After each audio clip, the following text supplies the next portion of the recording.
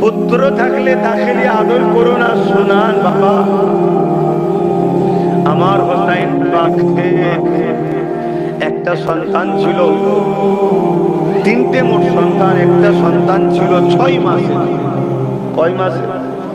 6 মাস। আহা, পানির জন্য ছটফট করছিল।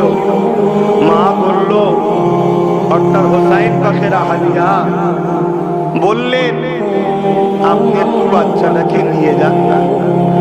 এজিদ বাহিনী যত নিষ্ঠুরই হোক, আপনাকে না হয় পানি খেতে দেবে না, কারণ রাজনীতির লড়াই চলছে, তাদের গদি দখলের লড়াই। তারা যে অন্যায় সাম্রাজ্য চালাচ্ছে, তাদের ভয় আপনি না তাদের অন্যায় সাম্রাজ্যকে ভেঙে চুরমার করে দেন।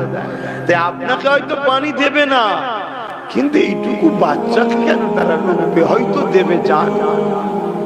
ইমাম পাক বাচ্চাকে নিয়ে গিয়ে দেখা যায়, আমি পানি পান করবো না রে, এ বাচ্চাটাকে একটু পানি দে, একটু পানি দে। পুরো কায়নাতে পানি পান করছে যে হোসাইনের নানার ওসিলায়, সেই হোসাইনই বাচ্চাটাকে নিয়ে যে বলছে একটু সুযোগ দে।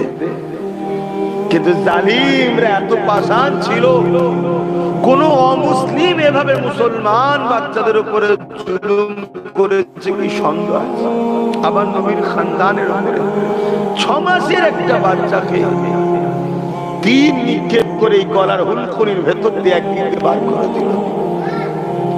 ইন্না লিল্লাহি ওয়া ইন্না ইলাইহি রাজিউন। ইসলামের জন্য তারা কি ত্যাগ স্বীকার করেছে, নানা দিনের জন্য তারা কি কুরবানি দিয়েছে। আজ আমরা কি করছি?